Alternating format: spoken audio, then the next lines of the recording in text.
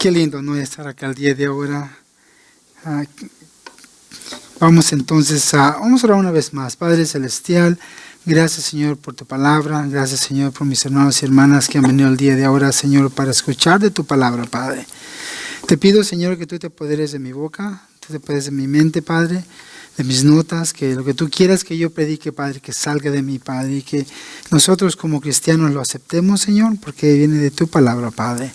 Gracias, Padre, una vez más, por todo lo que tú haces en nuestras vidas. En el nombre de Jesucristo te pedimos. Amén. Amén, hermanos. Bueno, estamos el día de ahora, continuamos en el libro de 1 de Corintios, capítulo 4, versículos 1 al 6, que estamos el día de ahora. Usted, como bien sabe, estamos estudiando la palabra de Dios verso por verso, para que así no se nos escape nada, para que podamos nosotros estudiar toda la palabra de Dios, porque como sabemos la palabra de Dios es como una carta que Dios nos ha mandado, instrucciones a cómo vivir sanamente en esta tierra. Y si alguien le manda una carta o le da instrucciones, nomás lee la mitad, entonces tal vez no haga su trabajo bien, porque tiene que entender todas las instrucciones a cómo hacer algo. El título del mensaje del día de ahora es El administrador fiel. El administrador fiel. Como administradores de la palabra de Dios, tenemos que ser fieles a la palabra de Dios. En el Antiguo Testamento hay una historia que siempre que la leo, siempre que paso por ahí, siempre me da un ejemplo grandísimo de lo que es ser un administrador fiel. Esa historia está en el capítulo 39 de Génesis, y allí habla del hermano de José. José, a quien fue vendido por sus hermanos, lo vendieron como un esclavo. Un egipcio llamado Potifar lo compró, lo puso a trabajar, pero porque él era bien fiel, trabajando como un esclavo. Él trabajaba duro, le echaba ganas. Entonces, últimamente, él se puso de encargado de toda la casa de este hombre. En el versículo 6 de Génesis capítulo 39 nos dice que él mismo dejó todo lo que tenía en manos de José, y con él no se preocupaba de cosa alguna, sino del pan que comía. Entonces este hombre Potifar, lo único que él se encargaba de pensar es qué es lo que voy a comer. Todo el día, todo lo demás lo tenía todo en control José. Sus finanzas, limpiar, hacer y todo lo que hacía Potifar. Lo único que él se encargaba de pensar era qué es lo que voy a comer. Bueno, qué bonito sería tener uno de esos en mi casa, ¿no? Porque ahí están los 7 niños, llévalos, cuídalos, dales de comer, ¿no? Y nomás dame de comida a mí, ¿no? Qué lindo sería. Pero bueno, este hombre José es un ejemplo de lo que es ser un administrador fiel, alguien que administra las cosas correctamente sin pensar en recompensa, sino que hacerlo porque tiene que hacerlo. Pablo nos habló en el capítulo 3 del propósito del cristiano, últimamente de la iglesia, de cómo tenemos que actuar, pero ahora él va a hablar de lo que es el administrador fiel, va a hablar de lo que un administrador pasa como cristiano, qué es lo que nos pasa a nosotros. Ahora, acá en 1 Corintios capítulo 4, versículo 1 y 2, vamos a leerlos, nos dice: por tanto, que los hombres nos consideremos como servidores de Cristo y administradores de los misterios de Dios.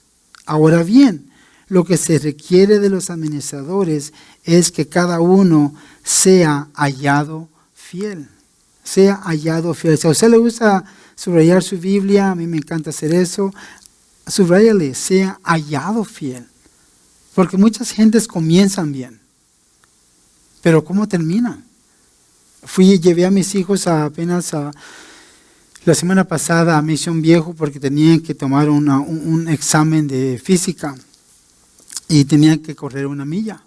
Mi hijo, ahorita es enfermito, pero mi hijo Xavier, a él se le encanta el deporte, bien deportivo. Se hizo las lagartijas y hasta todos le dijeron: wow, mira, eso les hace perfectas las lagartijas. Pero cuando comenzaron a correr la milla, había una muchacha que comenzó bien rápido, y mi hijo a un paso normal, como los demás. Y la muchacha comenzó y iba enfrente de todos. Comenzó bien, todos como que, wow, esa niña mira bien rápida. Pero yo sabía de que a la segunda vuelta, ahí se le iba a ir toda su energía. Y le dije a mi hija, porque mi mamá te dije, mira, ella ahorita va bien rápido, va bien enfrente, pero a la segunda vuelta, porque eran 3 vueltas que tenía que dar, le digo yo, se va a cansar, se va a quemar, porque tienes que hacerlo a un tiempo, ¿no? Para que tu cuerpo no se canse tanto, y en la última vuelta es cuando le echas todo. Y es básicamente lo que mi hijo hizo, y él fue el primero que terminó la milla, porque en la última vuelta fue cuando le puso bien rápido y llegó y pudo terminarla primero.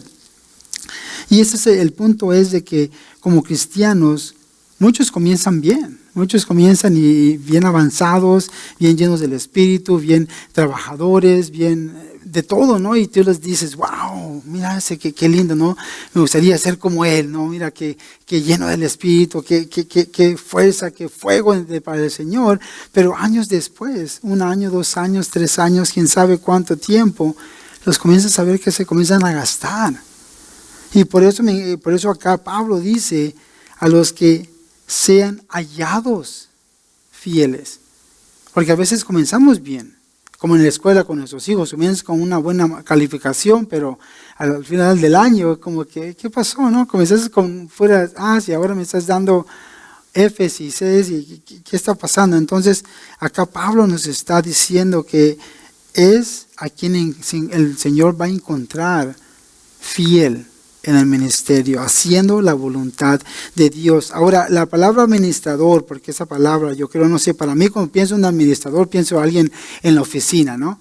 Con la computadora y alguien que está de esa clase de trabajo. La palabra administrador es la palabra griega que se puede traducir como supervisor, empleado en capacidad exterior como un agente, figurativamente como un predicador del evangelio, tesorero, administrador, curador, mayordomo. Entonces es alguien que está encargado ¿de qué? Del evangelio. Un administrador de la palabra de Dios, cuando un administrador que lleva la palabra de Dios. Y más que nada porque sabemos de que dice la palabra que por sus latigazos somos sanados del pecado, somos más que nada administradores del remedio que Cristo trae para la persona pecadora que está muriéndose espiritualmente, que está muerta espiritualmente. Nosotros traemos ese remedio y lo ministramos, que es el evangelio, que es la palabra de Dios. Entonces somos administradores, dice acá, ¿de qué? Nos dice en el versículo 1, administradores de los misterios de Dios, que es su palabra. Qué lindo, ¿no? Pero quiero que se dé cuenta algo, dice, porque los hombres nos consideramos como servidores. Está hablando al hombre, el hombre que sea servidor y que sea administrador. Y me da lástima de decir que en la iglesia, en su totalidad, hay una escasez de hombres administradores, de hombres servidores. Muchas veces la mujer es la que sirve, muchas veces la mujer es la que está espiritualmente queriendo ir a la iglesia. Muchas veces cuando en iglesias grandes hay un retiro de mujeres, la iglesia está vacía porque el hombre se queda en la casa, como que, mi esposa no está acá, es que no tengo que ir a la iglesia, ¿no? Gloria a Dios. No, nosotros como hombres tenemos que ser los guías del hogar. Ahora, algo que a mí me trae alegría es de que en el ministerio acá en esta iglesia, en el liderazgo, cuando hacemos las juntas de liderazgo, hay un balance de mujeres y hombres liderando en esta iglesia. Y me encanta porque vemos ahí un balance, ¿no? Que hay hombres que son líderes, que quieren hacerlo correctamente, que quieren guiar a sus familias, y si son solteros, quieren estar con Dios, haciendo la voluntad de Dios. Y eso me encanta. Porque aquí en esta iglesia hay tanto hombre como mujer sirviéndole al Señor, y eso es muy, muy lindo, ¿no? Pero lamentablemente en su totalidad hay más mujeres sirviendo que hombres. Y no tiene que ser así. Dios quiere que los hombres sean hallados fieles, porque Dios nos ha dado el liderazgo al hombre. Dios le ha dado el liderazgo al hombre que sea el líder de su hogar, el líder de la ciudad, el líder en sus trabajos. Él quiere que el hombre lidere sus hogares, sus hijos. Es muy importante, ¿no? Y eso es muy importante que vemos en la palabra de Dios, ¿no? Y hay mucho de eso. Bueno, pero como cristianos, Dios tiene un propósito para cada uno de nosotros. Y Él quiere que sirvamos, que seamos servidores, que seamos administradores para Él. Y hay diferentes niveles, porque tenemos el cuerpo de Dios. Entonces, si nos ponemos a pensar, hay diferentes niveles de servirle a Dios. Y me acuerdo que eso me lo enseñaron rápidamente a mí. Muchas veces comienza en el hogar. Para mí comenzó en el hogar. Cuando yo comencé a servirle a Dios fue en mi hogar. Cuando comenzamos a tener hijos, yo comencé a enseñarle la palabra a mis hijos, a leerles la Biblia, a orar con ellos cada noche. Ahí es donde comienza, en el hogar, no siendo líderes para el Señor. Pero cuando un hombre toma el control de su hogar de liderazgo, cuando una mujer dice, Señor, yo quiero hacer tu voluntad, cuando una pareja, un matrimonio quiere hacer las cosas bien para el Señor, siempre va a haber oposición. Siempre va a haber oposición. Pero acá Pablo se está refiriendo a los líderes más que nada porque él es un líder de la iglesia. Y él ve cómo las cosas que les pasan a ellos. Entonces Pablo acá nos va a dar 3 tipos de juicio que encontramos cuando alguien quiere hacer la voluntad de Dios. En esos tiempos, acuérdense, era nomás el hombre que hacía todo, el hombre que andaba predicando, el hombre que era el líder. Hoy en día, bueno, hay mujeres y hay hombres liderando en la iglesia, hay diferentes lugares, ¿no?, que pueden liderar, las mujeres también, y por eso nos aplica a todos, no nada más a los hombres, porque hay diferentes liderazgos que se pueden hacer en la iglesia para hombres y para mujeres, pero hay 3 diferentes tipos de juicio que vamos a encontrar cuando una persona quiere hacer la voluntad de Dios. Y vamos a leer los versículos 3 al 6, donde encontramos eso, y dice en el versículo 3, yo en muy poco tengo el ser juzgado por vosotros, o por tribunal humano, y ni aun yo me juzgo a mí mismo. Porque aunque de nada tengo mala conciencia, no por eso soy justificado, pero el que me juzga es el Señor. Así que no juzguéis nada antes de tiempo, hasta que venga el Señor, el cual aclarará también lo oculto de las tinieblas y manifestará las intenciones de los corazones. Y entonces cada uno reciba su alabanza de Dios. Pero esto, hermanos, lo he presentado como ejemplo en mí y en Apolo, por amor de vosotros, para que nosotros aprendáis a no pensar más de lo que está escrito, no sea por causa de uno, os envaneceráis unos contra otros. Unos contra otros. Qué feo, ¿no? De que en la iglesia ustedes piensan que es puro amor y pura bondad y puro cariño, pero hay muchas veces donde unos contra otros quieren hacerse mejores que los demás. Pero hay 3 cosas, como dijo, 3 tipos de juicio que vamos a encontrar acá. Y el primer tipo de juicio es el juicio del hombre, de las personas que vienen a la iglesia, de los miembros de la iglesia. Cuando alguien tiene una posición de liderazgo y comienzan a liderar, va a haber oposición. Cuando algo nos pasa en nuestras vidas, cuando Dios nos comienza a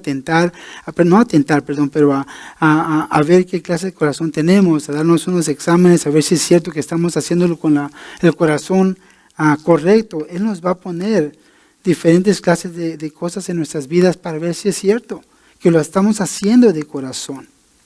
Y cuando esas cosas pasan en nuestras vidas, el mundo nos está viendo y el mundo nos puede juzgar equivocadamente.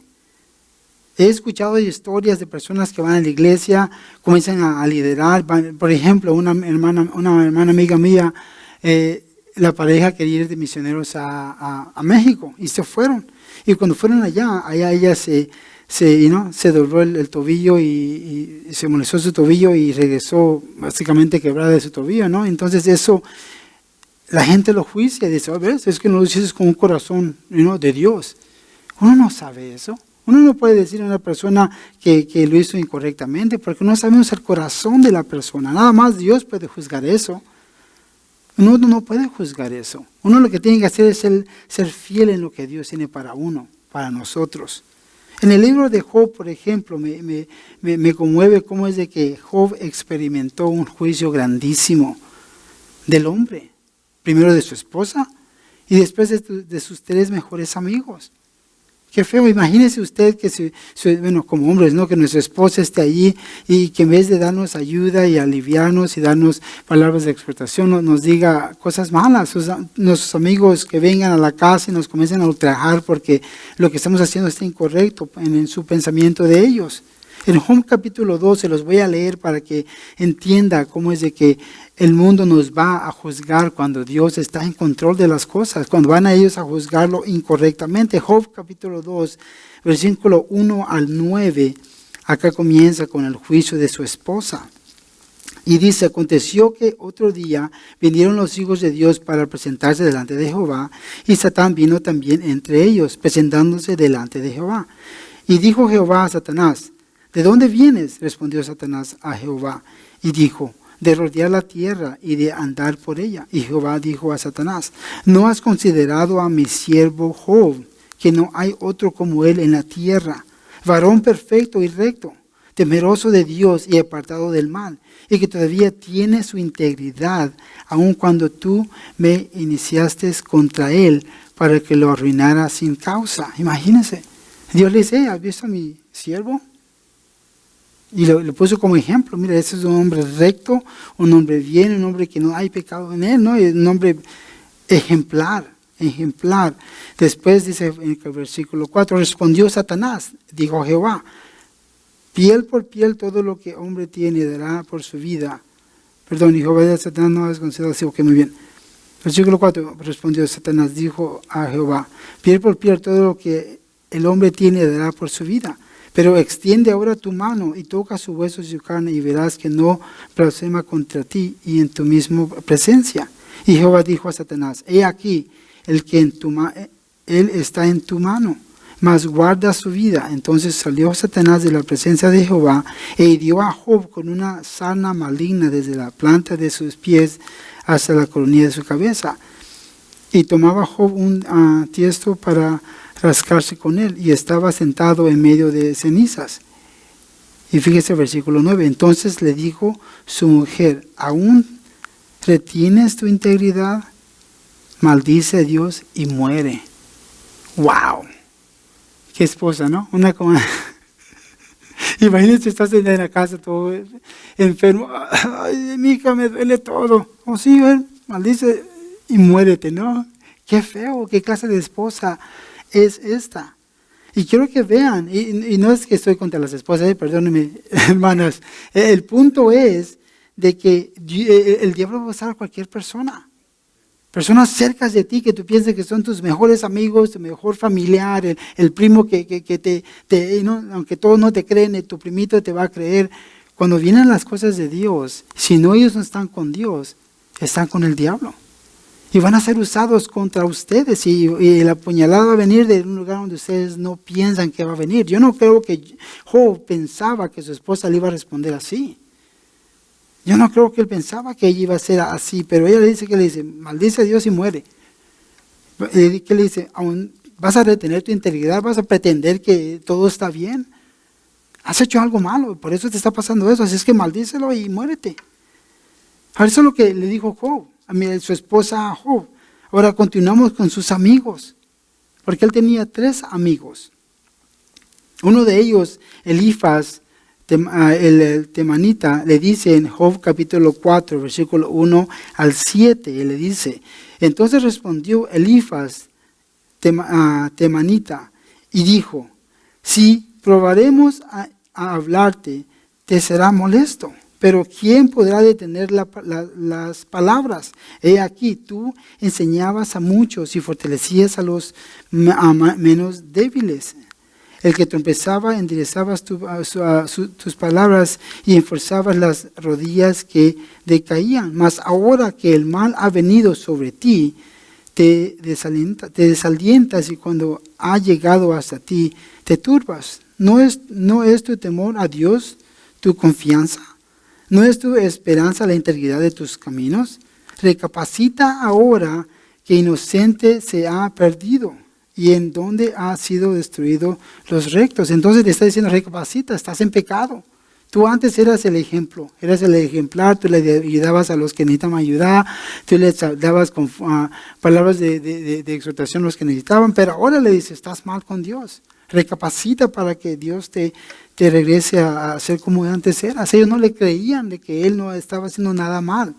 Lea ese libro, hermanos, para que vea cómo es de que estas cosas pasan. Después, su otro amigo, Bildad el Sujita, le dice en Job capítulo 8, versículo 1. Y él dice, respondió Bildad al Sujita y dijo, ¿hasta cuándo hablarás tales cosas? Y las palabras de tu boca serán como viento impetuoso. ¿Acaso torcerá Dios el derecho o perversidad del Todopoderoso la justicia? Si tu hijo es pecado contra él y él echó en el lugar de sus pecados, si tú mañana buscarías a Dios y rogarías al Todopoderoso, si fueras limpio y recto, ciertamente, luego se despertará por ti y ahora prosperará la morada de tu justicia. Una vez más le dice, hey, si pecaste contra Dios está pasando eso, pero si haces las cosas bien, Dios te va a restaurar. Y después el otro amigo, el tercer amigo, que es Sofar, el Naamanita, le dice en Job capítulo 11, versículo 1, y le dice una vez más, versículo 2, las muchas palabras no han de tener respuesta, y el hombre que habla mucho será justificado. Ahora tus falacias collan a los hombres. Ahora encarneció y ya habrá quien te avergüence. Tú dices, mi doctrina es pura, y yo soy limpio delante de tus ojos. Mas, ¿quién dirá que Dios hablará y abrirá sus labios contigo? Y te declarará los secretos de la sabiduría, que son de doble valor que las riquezas. Dice que conocerías entonces que Dios te ha castigado menos de lo que tu iniquidad merece. Descubrirás tú los secretos de Dios, llegarás tú a la perfección del Todopoderoso. Entonces acá le está diciendo una vez más, arrepiéntete. Y quiero que veamos cómo es de que estos eran amigos de él, que lo conocían. No es de que ellos pensaban que era una mala persona, ellos sabían que él era un hombre recto, ellos sabían su testimonio. Pero cuando eso le pasó, porque no entendían lo que Dios estaba haciendo, ellos automáticamente dijeron, no, ese es un pecado. Has hecho algo malo para que esto te pase a ti en tu vida. Qué feo. ¿Qué clase de amigos, no? ¿Qué clase de personas en alrededor de uno que en vez de ayudarnos, en vez de decir, sabes que no entiendo por qué te está pasando eso, pero Dios sabe, lo que puedo hacer es orar por ti? Entonces vemos que el primer juicio que vamos a encontrar cuando estamos haciendo la voluntad de Dios va a ser del hombre, va a ser de amigos, va a ser de familiares, de personas cercanas de nosotros que pensamos de que nos van a ayudar, que van a estar allí por ustedes. Y ahí es donde viene el ataque. Por eso tenemos que tener mucho cuidado. Saber que nos va a pasar, saber que el diablo va a usar a cualquier persona. Y tener cuidado. Me acuerdo de una señora que su esposo, yo trabajé con ella en un banco y su esposo era un anciano de la iglesia. Pero el esposo tenía la tendencia de ir y gastarse su dinero en los casinos. Y una vez ella no sabía cómo ir a traerlo de un casino, entonces le habló a otro anciano de la iglesia. Le dijo, oiga, me ayuda porque mi esposo está en el casino y quiero ir a traerlo y no sé cómo. Entonces le pidió al líder de la iglesia que fuera con ella. Fueron juntos, lo trajeron. Pero ese líder le dijo a toda la iglesia que este hombre era que se gastaba en el casino, y al último lo sacaron de la iglesia al pobrecito y a la esposa también.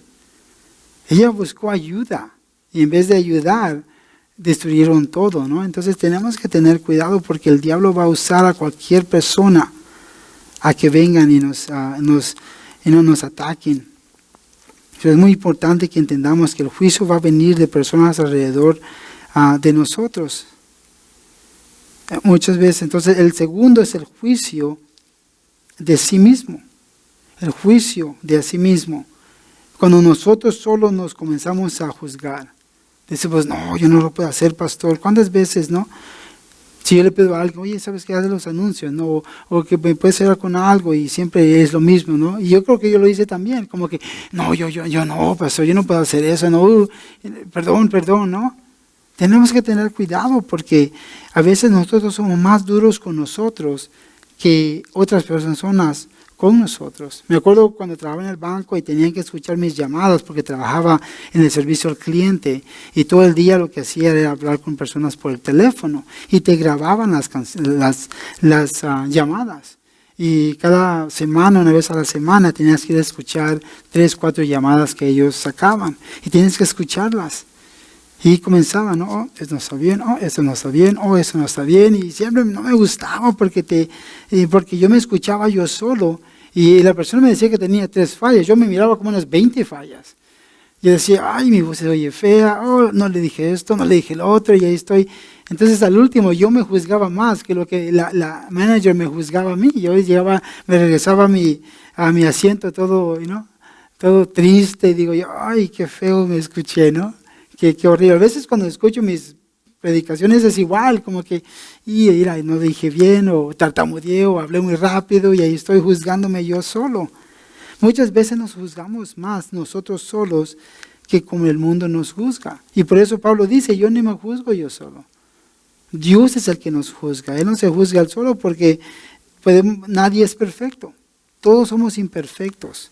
Usted y yo no somos perfectos. La iglesia está compuesta de personas que vienen a que Cristo nos construya, nos haga mejores personas. Entonces, con eso en mente, no piense que va a venir usted a la iglesia y va a encontrar perfección.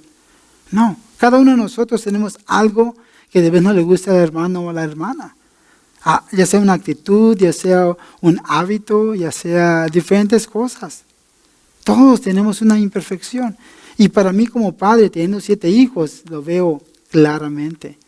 Lo veo claramente. Unos que están buenos para una cosa, pero tienen esto que no me gusta. El otro, lindo para eso, pero todos tienen algo. Alguna debilidad, algo que no está bien. Y nos juzgamos solos para todo. Cuando Dios nos da una nueva responsabilidad, comenzamos nosotros a tener miedo. Señor, ¿cómo lo voy a hacer? Nunca he hecho yo esto, y es donde perdemos nosotros la bendición. Me acuerdo con mi esposa, cuando mi esposa estaba embarazada con nuestro primer hijo, y me acuerdo que lo primero que ella pensó fue eso: ¿cómo voy a ser una madre? ¿Cómo voy a saber cómo darle de comida al niño? ¿Cómo cambiarle el diaper? Y se estaba ella como que, es una responsabilidad grandísima, ¿qué voy a hacer yo? Y yo le dije, ¿sabes qué, mija? Dios te va a ayudar. Dios te va a dar ese entendimiento a cómo hacerlo. Y sí, eso es lo que pasó cuando el primer bebé fue nacido. Ella sabía qué hacer, sabía cómo hacerlo, dónde hacer, a dónde y cómo y todo. Perfecto. Y yo creo que todas las madres que están acá que reconocen eso. El primer bebé que tuvieron, nomás que lo agarraron, ya sabían cómo darle de comer, cómo cambiarle. Nadie les dio una lista de cómo hacerlo, sino que es algo automático que el Señor les da a las mujeres. Pero antes de tener un bebé es el problema, porque tienen miedo, no sé cómo hacerlo. Y muchas veces es igual en el ministerio.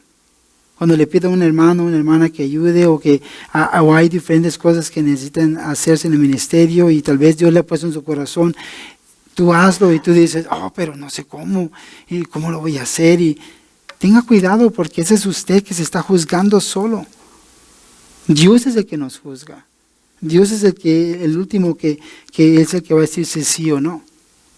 Entonces usted tiene que estar listo para hacer la voluntad de Dios en el momento que Él diga que lo hagamos, sin juzgarse a sí mismo, porque cuando lo hacemos es cuando perdemos nosotros la bendición que Dios tiene para nosotros. Y muchas veces ha habido personas que ¿qué es lo que les pasa? Quieren hacer algo en la iglesia, quieren ayudar, pero no saben cómo. Y tienen miedo a hacerlo porque no saben cómo. Pero Dios nos da esa habilidad. Él tiene dones que nos ha dado a cada uno de nosotros. Y están en nosotros. Y si no los usamos, nunca vamos a saber cómo hacer eso. Y yo soy un ejemplo grandísimo. Yo sé que ya les he dicho anteriormente, pero yo de hablar en público, de dar una enseñanza en público, es algo que yo nunca pensé que iba a hacer. Pero acá estoy haciéndolo, y no porque yo tengo las credenciales o la escuela o el entendimiento, sino que es por la gracia de Dios. Porque Dios, yo le dije a Dios, úsame, Señor, en lo que sea. Y yo no andaba pidiéndole que me hiciera pastor o que me hiciera eso. Yo quería nada más ayudar, hacer la voluntad de Dios en lo que fuera necesario. Y poco a poco Dios me comenzó a mover hasta donde estoy el día de ahora. Y yo sé que ahorita, es más, a mí no me gusta tomar exámenes, no me gusta cuando uno va a agarrar un nuevo trabajo, ¿no? Es lo que, y te piden, ¿no? Tu historial. Le estaba diciendo a mi esposo el otro día, ¿sabes qué? Yo nunca tuve una posición de líder o de manager de esa clase, porque nunca tuve en el mundo nunca tuve yo las habilidades para hacerlo. Y ahora acá estoy en la iglesia, siendo el pastor de la iglesia, con líderes, digo yo a Lidia, yo ni sé ni qué estoy haciendo. Pero que es el Señor. Ahí es donde viene y digo yo, Señor, gracias. Porque diariamente le tengo que pedir, Señor, ¿qué es lo que hago? Hago una clase de liderazgo, hago una clase para hombres, comenzamos una clase para mujeres. Estoy pidiéndole al Señor, que Señor, ayúdame. Y Él me da entendimiento y comenzamos a hacer esas cosas para la honra y gloria de su nombre. Pero si me comienzo a pensar en yo mismo, no, yo no soy bueno para eso, no soy bueno para el otro, entonces voy a cuitear. Voy a decir, no, ya no voy a continuar. Porque en realidad todos nosotros tenemos esa capacidad. ¿Por qué? Porque es Dios en nosotros. No es usted, no es usted, sino que quien es Dios. Y la palabra dice que Él es el que nos ayuda. Dice la palabra que Él nos hace fuertes en nuestras debilidades. En 2 Corintios, capítulo 12 y 10, dice que cuando somos débiles, entonces somos fuertes porque Él nos ayuda. Porque Él nos da esa habilidad de poder hacer su voluntad. Últimamente el juicio de Dios. Entonces tenemos el juicio de la gente, el juicio de sí mismo y último el juicio de Dios, que es el correcto. El juicio de Dios, a ese es el que tenemos que temer. Ese es el importante cuando el Señor nos vea y Él nos dé el juicio. Porque a Él es el que tenemos que nosotros complacer, a nadie más. No importa lo que la gente diga, porque usted nunca va a complacer a todos. Y no sé si usted se ha dado cuenta de eso. Las personas que han estado en el lugar de liderazgo, ya sea en el trabajo, ya sea en cualquier situación, usted sabe que no todos están contentos. Si usted dice vamos a irnos para la izquierda, ahí va a haber uno que va a decir, no, ¿por qué no vamos a la derecha?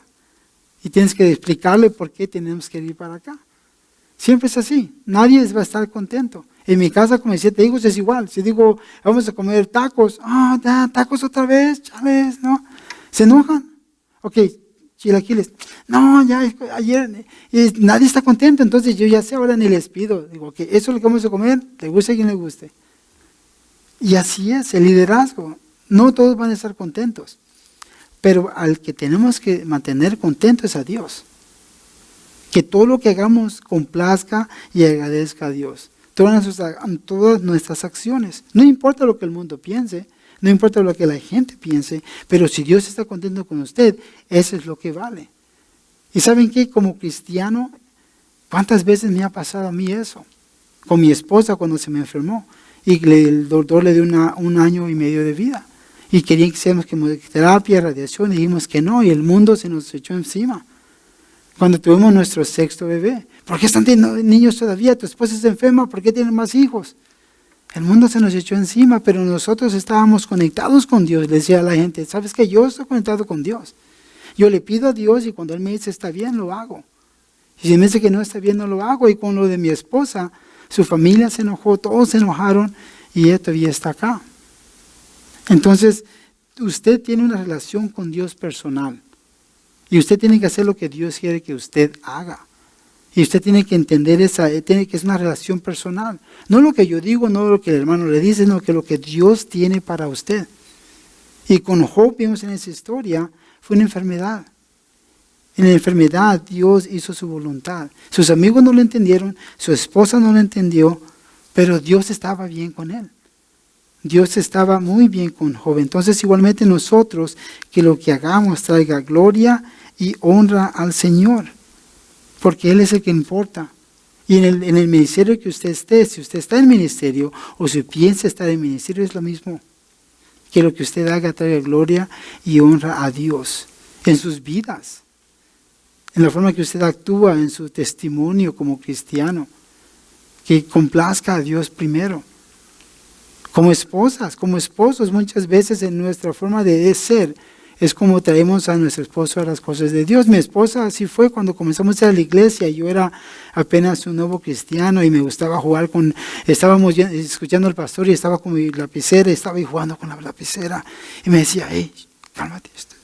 Yo como que, esta no, cálmate tú, no, yo estoy acá jugando. Pero siempre me decía, porque ella quería escuchar la palabra de Dios. Y no me caía bien, porque como que me quería mandar y como que tú, pues escúchalo, déjame a mí solo, ¿no?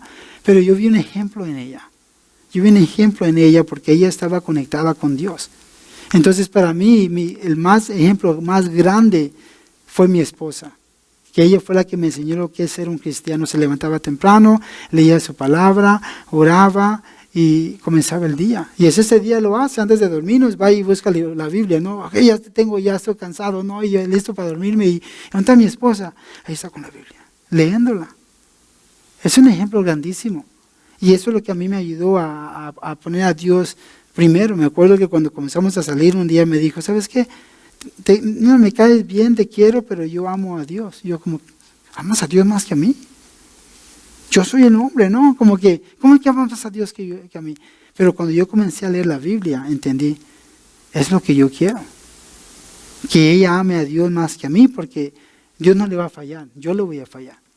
Entonces es un ejemplo grandísimo que ella me dio de lo que significa ser un cristiano, es de temerle a Dios, que Dios esté contento con quien usted es lo más primordial, ¿no? Entonces, en conclusión, cada uno de nosotros tiene responsabilidades, ya sea en nuestro hogar, en nuestro trabajo, en la calle, en la iglesia, pero es muy importante que seamos siervos y administradores fieles, que nos halle el Señor haciendo su voluntad, no al principio, sino que hasta el final, hasta que Él llegue, ya sea en nuestra muerte o ya sea en el rapto, que nos encuentre haciendo su voluntad, que el mundo vea un buen ejemplo en nosotros, que el mundo vea que en realidad Dios es real, que nuestras vidas traigan gloria y honra al Señor, no viendo nuestras debilidades, sino que dejando que Dios las refuerce, porque es lo que Él quiere hacer, hacernos fuertes para que así al último